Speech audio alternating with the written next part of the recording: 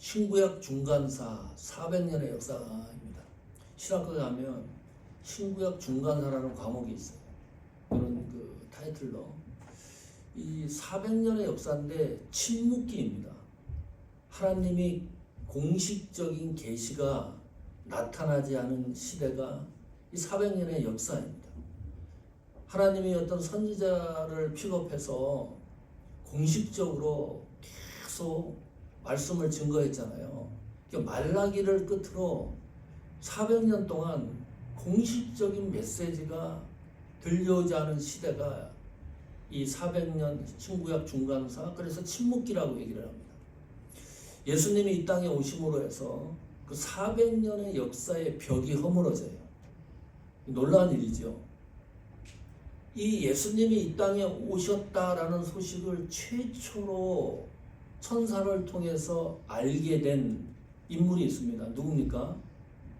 최초로 예수님이 오신 걸 알았던 사람, 목동입니다. 또 한 가지 신기록을 갖고 있어요. 이 목동은 그 예수님이 이 땅에 오셨다는 이 사실을 세계 최초로 처음 공식적으로 세계에 알린 사람이 목동입니다. 그러면 궁금한 질문이 하나 생기잖아요. 왜 하나님은 이 엄청난 사건, 신약 시대가 열리는, 또 구속을 완성하는 예수님이 이 땅에 오셔서 이 엄청난 사건을 목동을 통해서 일을 시작을 하셨을까? 이게 궁금한 거예요. 왜 목동일까? 목동이 무슨 신학자입니까? 또 역사가입니까? 선지자도 아닙니다. 그냥 목동이에요. 양치는. 그 시대에 이 바리새인들은 목동하는 사람을 죄인 취급했습니다. 인간 취급을 하지 않았어요. 옛날에 미국의 흑인 취급하듯이 지금 미국의 어디 시골에 가면 백인들이 동양 보면 이상하게 생각하듯이 그런 거와 비슷한 거예요. 그런데 하나님은 이 엄청난 구속의 완성이신 예수 그리스도가 이 땅에 오신 것을 왜 목동을 사용하셨을까? 이 목동은 어떤 인물일까? 추론을 하는 겁니다.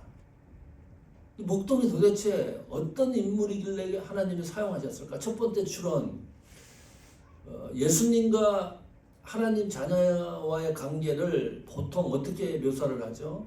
목자와 양으로 묘사하기 때문에 목동을 사용한 것이다. 두 번째 추론입니다. 적어도 이 목동은 이 성경에 누가복음 2장에도 나오죠. 밤이 늦도록 바깥에서 양을 지켰어요. 아무래도 이 목동은 신실한 사람이다. 충성스러운 사람이다. 하나님 보시기에 자기 일에 최선을 다하는 사람이기 때문에 목동을 사용했을 것이다. 그래도 이게 이 추론, 첫 번째, 두 번째 추론이 그렇게 마음에 흡속하지가 않죠. 세 번째 추론은 신학적인 접근입니다. 혹시 레갑이라는 그 이름을 들어본 일 있습니까? 레갑. 거의 못 들어봤을 거예요. 그 레갑이라는 사람이 있고 이 가문의 조상이 레갑이에요.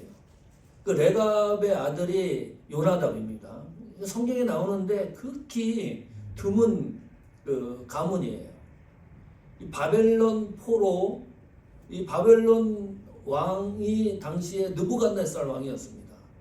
이스라엘 침공해서 포로로 사람들을 많이 이제 잡아가는데 닥치는 대로 잡아가는 게 아니고 포로로 잡아가는 조건이 있었어요.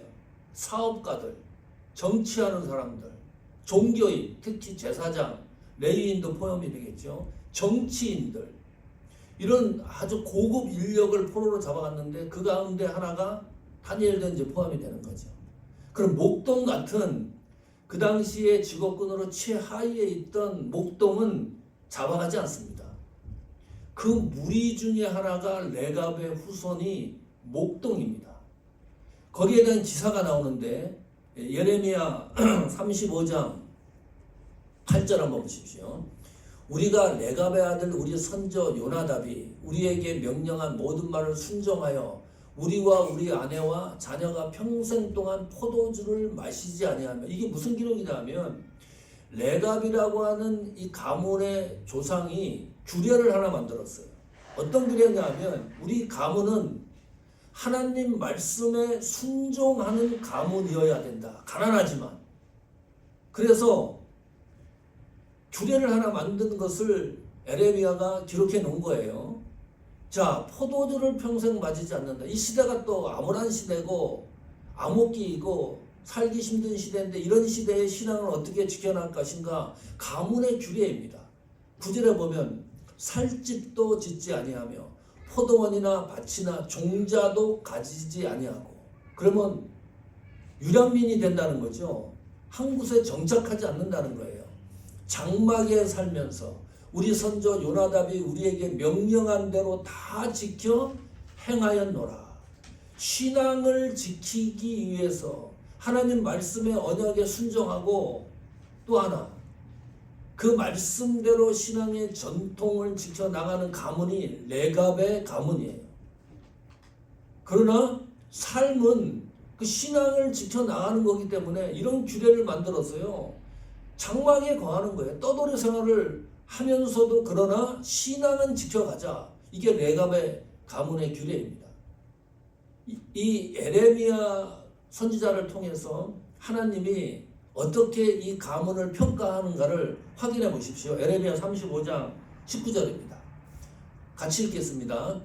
그러므로 만군의 여호와 이스라엘의 하나님께서 이와 같이 말씀하시느니라. 레갑의 아들 요나답에게서 내 앞에 설 사람이 영원히 끊어지지 아니하리라 하시니라. 신앙의 전통성을 하나님이 인지하고 그것을 보호해 주시겠다고 하는 약속입니다. 그러니 그 당시 직업군으로 보면 떠돌이 하는 직업군은 목동밖에 없었어요.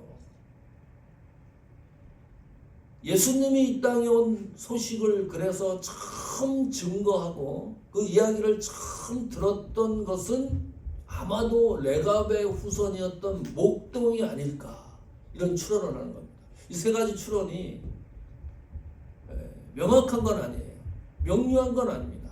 성경이 이야기해 놓고 있지는 않기 때문에. 그러나 추론을 하면서 한 가지 명료한 것이 확진이 됩니다. 그게 뭔가요? 목동은 이름 없는 그리스도인이었다. 이름을 몰라요. 이거는 명료해진 거예요. 추론을 통해서도. 이름 없는 그리스도인. 이거 놀라운 사실입니다.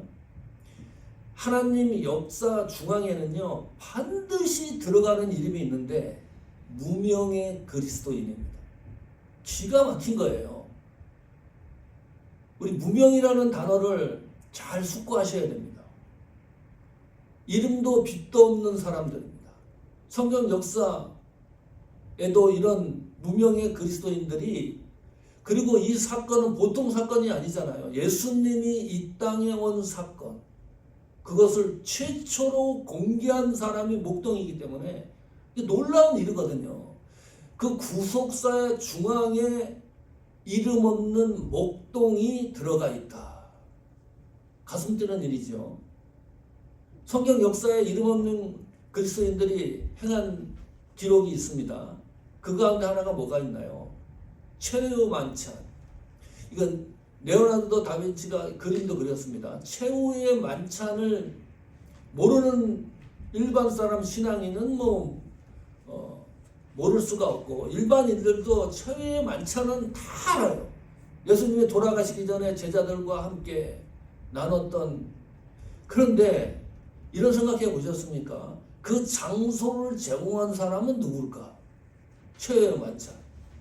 몰라요. 우리는 놓칩니다. 이런 사실을. 역사적인 순간인데 무명의 그리스도인이 제공한 거예요. 안 놀라시네. 보통 그 다음에 오병이어. 예수님이 이 땅에 오셔서 많은 표적을 일으키잖아요. 근데 이 오병이어 표적은 다른 표적과는 다릅니다. 생명의 떡이다. 그것을 강조한 표적입니다. 나는 하나님이신 동시에 예수 그리스도라는 것을 그 표적을 통해서 선포한 거예요. 이 선포한 놀라운 역사가 오병이어 기적인데 그 오병이어의 기적을 일으켰던 소녀 도시락 이건 누구도 몰라요. 그 이름을 몰라요. 오병이어 기적을 일으키게 했던 동기를 부여했던 소년의 이름을 모른다. 무명의 그리스도인입니다. 소년이지만. 또 세 번째, 자 질문 한번 하겠습니다. 답해 보십시오. 혹시 신약 성경에 최초로 세워진 교회 이름이 어떤 교회인가요? 교회 이름 알고 계십니까? 신약 시대 최초로 세워진 교회 어느 교회죠? 안디옥 교회입니다. 공식적인 교회입니다. 이 교회는 잊을래야 잊을 수가 없어요. 네? 자, 그런데 놀라운 사실이 뭐죠? 그 안디옥 교회를 세운 사람들의 이름을 몰라요. 특이합니다. 스데반 순교로 핍박이 오니까 다 흩어져요. 신앙을 지키기 위해서. 그 흩어진 사람들이 이름 없는 무명의 신앙인들이 모여서 세운 교회가 흩어지다가 세운 교회가 안디옥 교회예요. 세계 최초로 공식적으로 선교사를 파송한 교회도 안디옥 교회입니다. 누구를 파송하죠? 바울과 바나바를 파송합니다. 이 바울과 바나바가 어떤 일을 하셨는지 알죠? 이 두 사람이 없었으면 기독교의 확장이 얼마나 제한됐을까요? 이 엄청난 교회인데, 역사적인 교회인데 누가 이 교회를 세웠는지 몰라요. 여러분 이런 경우 있습니까? 이 지구에 교회가 세워지는데 누가 세운지 모르는 교회가 있어요? 없습니다. 역사가 교회마다 다 있습니다. 아무리 작은 교회라도 교회가 처음 시작됐을 때 어떻게 교회가 시작이 되고 누가 모여서 어떻게 교회가 형성이 되는지 다 기록적으로 남는데 안디옥 교회는 모릅니다. 이름이 등장하지 않는다. 우리는 이 무명이라는 단어 때문에요. 우리 신앙이 흔들리기도 합니다. 믿음이 자존심이 생기기도 하고 흠집이 생기는 것처럼 느끼기도 합니다. 이 흔들려요. 이 무명이라는 것이 유명해져야 대단한 것으로 착각하는 시대에 우리가 살고 있는데 오늘 예수님 탄생을 알린 무명의 목동을 생각을 하면 이 무명이라는 이 단어를 다시 한번 새겨야 된다. 이름 없이 헌신하는 거. 사람이 알아주지 않습니다. 이름 없이 봉사하는 거. 이름 없이 헌신하는 거. 이름 없이 사역을 감당해 나가는 거. 이름 없는 적은 소수의 무리. 우리 신앙생활에서 가볍게 여기는 부분들입니다. 만약에 가볍게 여기는 무명과 이름 없는 것을 가볍게 여긴다 그러면 그것은 하나님 앞에 우리의 죄성을 고백하는 거예요. 왜냐하면 하나님은 어떤 상황에서 어떤 모습으로 어떻게 우리를 사용하실지 모른다. 지난 한 해 우리 교회 이 정도 숫자예요. 재정을 하나님이 그래도 채워주셨기 때문에 견디는 겁니다. 올해는 더 튼실해질 것이다. 그런 믿음이 생겨요. 저희 교회에서 설교 영상이 지난번에도 조금 언급을 해야 했지만 총 결산을 하는 거예요. 해보니까 일주일에 한 10,000명이 본다 그랬어요. 우리 교회 이 설교 영상을 대단한 숫자입니다. 지금까지 누적 시청한 사람이 72만 명입니다. 조금 있으면 이제 100만 명이 넘어가요. 우리 교회 수준에. 이것도 감사한 일이고 누가 뭐 사모하는 교회를 그렇게 알아주겠어요. 백승철 목사를 누가 그렇게 또 알아주겠어요. 우리 김경자 사모님 노년의 기도 같은 거는 32,000명이 그 시를 읽었습니다. 이거 통계에 나오는 거예요. 정확하게. 우리 주영 집사님 외부 사역을 감당해 잘 나갑니다. 우리 교회 식구들이 다 그런 마음을 갖고 있어요. 일당백하시는 거예요. 밖에 나가서 우리가 할 수 없는 일을 사역을 감당하면서 하나님 앞에 영광을 돌리는 거예요. 우리 교회 와서 충전이 되고 또 사역의 받침목이 되고 우리 사모하는 교회가 그래야 되지 않습니까? 그래야 또 사역을 기쁘게 감당하고 또 그 감당하는 것을 통해서 하나님이 영광받는 그런 연결고리가 되는 거잖아요. 우리 에피포도가 또 30주년이 됐습니다. 수많은 작가들이 에피포도를 통해서 나왔어요. 무명이고 이름이 없지만 하나님이 잘 살펴보시면 하나님이 우리 교회를 어떻게 사용하고 우리 성도 한 사람 한 사람들을 하나님이 어떻게 붙들고 계시는가를 짐작할 수가 있다. 오늘 이 무명의 목동을 통해서 확인할 수 있는 것들입니다. 자, 그러면 지금부터 이 무명의 목동에게 성탄의 메시지 4가지를 천사들이 메시지를 이제 전달하는데 머리를 비우시고 목동이 증거하는 성탄의 4가지 메시지를 확인하려고 합니다. 9절 한번 보십시오.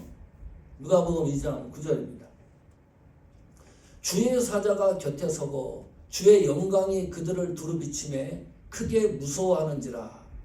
13절에 보면 호련히 수많은 천군이 그 천사들과 함께 하나님을 찬송하며 이르되 그랬죠. 자, 이 밤중에 목동이 양을 지키고 있는데 갑자기 빛이 쏟아내리는 거예요. 그게 빛이 아니고 9절에 보니까 주의 영광이 그를 두루비치매 둘러쌌다는 거예요. 빛이. 깜짝 놀랄 수밖에 없죠. 뭐 예고된 게 아닙니다. 얼마나 놀랐겠어요.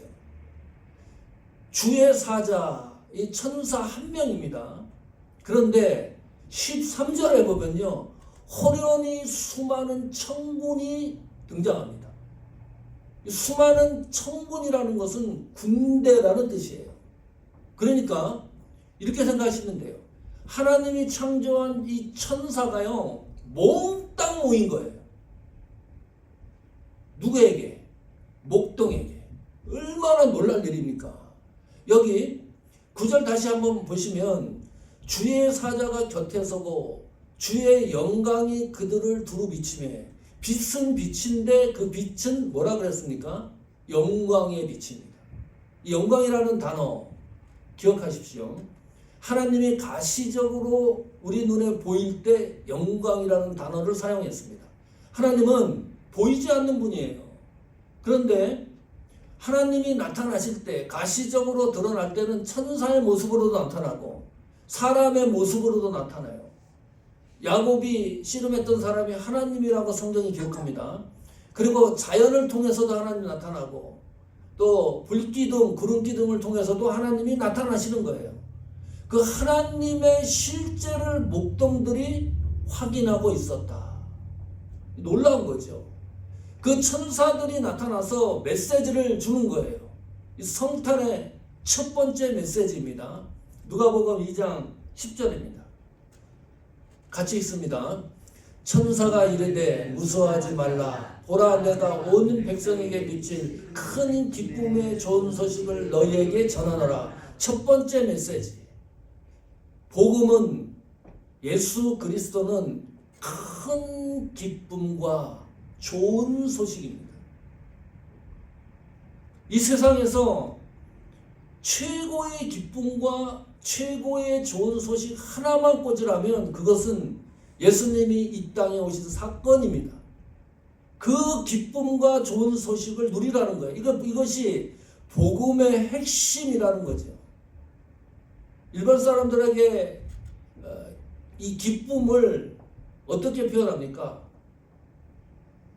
지금까지 생애에서 가장 좋은 기쁨, 큰 기쁨이 뭐라고 생각하십니까?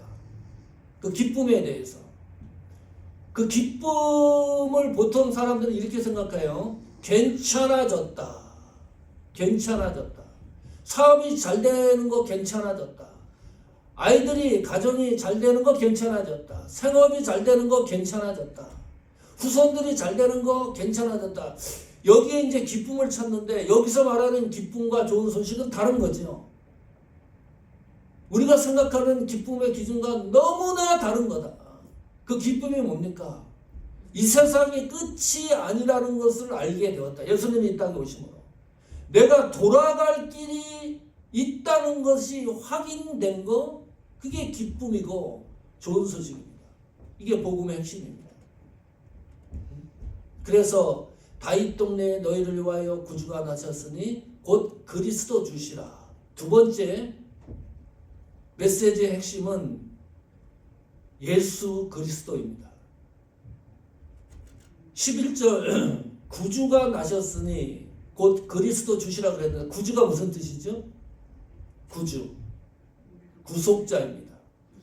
예수라는 뜻은 뭐죠? 예수? 단어 이름에 대한 것을 한번 확인해 봅시다. 예수는 무슨 뜻입니까? 자기 백성을 구속할 자, 구원할 자. 그 예수예요.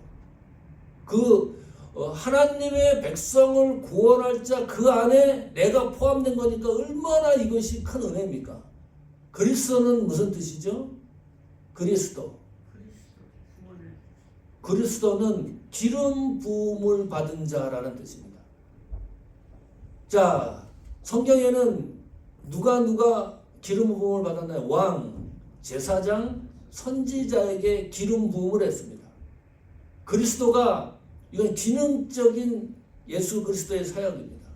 왕으로 예수님은 선지자로 제사장으로 완벽하게 이 땅에 오셔서 그 일을 완성하신 분, 하나님의 예언이 성취되신 분을 이야기합니다. 요즘은요, 이 복음의 핵심인 예수 그리스도가 점점 사라져요. 교회 안에서도 사라지고 내 믿음 안에서도 예수 그리스도가 사라져요. 사역 가운데서도 예수 그리스도가 사라집니다. 이것이 핵심인데, 세 번째, 목동을 통해서 전해진 성탄의 메시지, 세 번째 12절 한번 보십시오. 너희가 가서 강보에 쌓여 구유에 누워있는 아기를 보리니 이것이 너희에게 표적이니라 하더니, 표적입니다. 어떤 표적입니까? 12절 잘 보시면 구유, 또 강보가 뭐죠? 포대기예요. 아기를 싼 그 포대기, 그리고 아기입니다.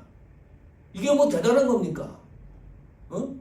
포대기, 구유, 아기, 이게 대단한 게 아니거든요. 그런데 이것을 보리니 이것이 너희에게 표적이 되는 것이 기가 막힌 일입니다. 어떤 표적입니까?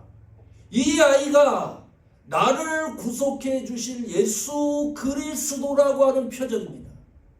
그것이 내가 믿어지는 것이 기적이에요. 이 환경과 풍경을 보고 아무것도 아닌데, 똑같은 악인데, 하나님이 믿게 해주시는 은혜가 있다. 성탄이 주는 중요한 복음의 핵심 메시지입니다. 네 번째, 같이 있습니다. 지극히 높은 곳에서는 하나님께 영광이요 땅에서는 하나님이 기뻐하시는 사람들 중에 평화로다 하니라. 이 성경은 크리스마스 때 많은 교회에서 목사님들이 설교하는 내용이고, 그렇지 않더라도 귀에 익은 성경 구절이에요. 높은 곳에서는 하나님께 영광이요. 무슨 말입니까? 하나님의 구속의 계획이 성취됐다는 것을 선포하는 문장입니다. 그 다음 문장 보십시오. 땅에서는, 예수님이 이 땅에 오신 그 사건을 이야기하는 거죠. 하나님이 기뻐하신 사람들 중에, 제한입니다. 지구에 80억이 살고 있는데 이 복음의 확장은 지구 끝까지 가능한 거지만은 확장성입니다. 그러나 복음의 효력을 감당하는 사람들은 누구들이에요? 하나님이 기뻐하시는 사람들입니다. 이것이 좀 고상하게 얘기하면 제한 속죄, 복음의 제한성이라고 얘기합니다. 80억이 다 믿는 게 아니에요. 그 가운데 예수님이 믿어지는 사람들은 누구냐? 하나님이 기뻐하시는 사람들 중에 백성철이 포함이 되는 거예요. 평화가 뭡니까? 여기서 말하는 그 사람들에게는 어떤 평화를 주신다는 거예요. 이 평화는 창세기 1장에 하나님의 세상을 창조해 놓고 심히 좋았더라. 하나님의 기쁨과 즐거움을 말해요. 하나님이 기뻐하시는 사람들이 예수 그리스도를 통해서 받는 은혜는 하나님의 기쁨을 공유하는 그 평화가 있다. 이것이 성탄이 주는 메시지입니다. 이 메시지를 가지고 이 목동들이 고민을 한 거예요. 이 세세하게 천사들이 전달해 준 거 아닙니까? 이거 어떡하냐? 이 목동들이 모여갖고 회의를 했겠죠. 회의의 결론이 뭐냐? 가서 확인해 보자. 뭐 누가 시킨 일이 아니에요. 이게 진짜인지 가짜인지 베들레헴으로 가서 아기가 있는지 이 메시지가 진짜인지 가짜인지를 확인해 보자 하고서 베들레헴으로 떠나는 거예요. 그 어떤 것도 목동들에게 제시한 게 없습니다. 너희는 가서 이걸 증거하라고 한 얘기도 없어요. 이 사실이 너무 크고 신비한 거기 때문에 목동들이 베들레헴으로 가서 확인을 합니다. 확인을 하면서 자기들이 들었던 이 메시지 4가지를 그대로 증거를 하는데 반응이 나와요. 어떤 반응이 나옵니까? 17절, 18절, 19절 보세요. 공통적인 것을 잘 확인해 보십시오. 보고 천사가 자기들에게 이 아이에 대하여 말한 것을 전하니 그랬습니다. 18절에도 듣는 자가 다 목자들이 그들에게 말한 것들을 놀랍게 여겼다. 기이하게 여겼다.